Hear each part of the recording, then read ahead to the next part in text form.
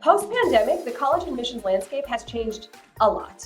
There are 5 things I would suggest that you consider as you try to be more productive in your preparation for your own college admissions process. And here they are. I know a big question mark that rolls around a lot of your minds is, what is this whole standardized testing landscape?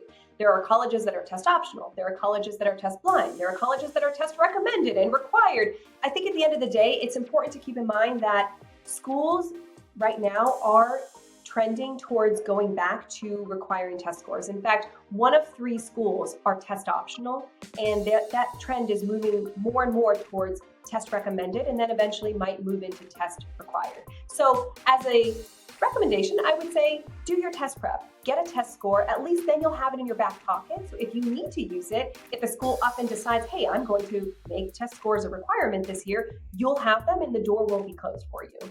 On the topic of standardized testing, one thing to note is that the standardized tests, SAT and ACT, are now digital. That can be a change for students, so I would suggest trying to be proactive and taking as many practice tests as possible before going in on test day to take your actual exam. That can ensure that you end up having the highest scores possible, and again, you can use those scores strategically for your colleges of choice, whether they're test optional, test recommended, or test required.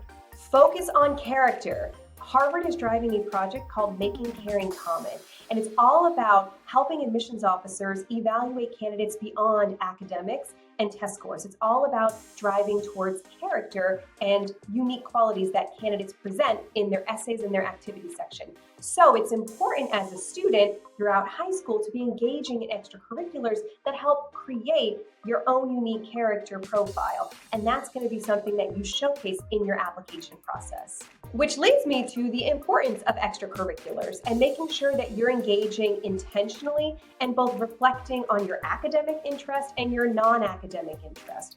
Your extracurriculars should be a diverse array of experiences, and again, they should build off of each other. So what you do 9th grade should build off of what you do summer, and then sophomore year, summer, junior year, summer. So you have a beautiful profile and lots of exciting things to share with your admissions committees.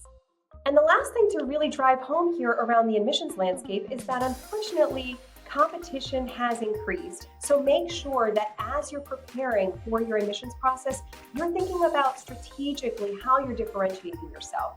Are your extracurriculars strong enough? Are you taking the right courses? Are you challenging yourself with rigor and honor? Have you prepared for your standardized tests? And what are you talking about in your essays that align with your colleges to showcase best fit? You have to be really strategic these days in order to gain a spot at one of these competitive schools. So try to do that in advance and be proactive.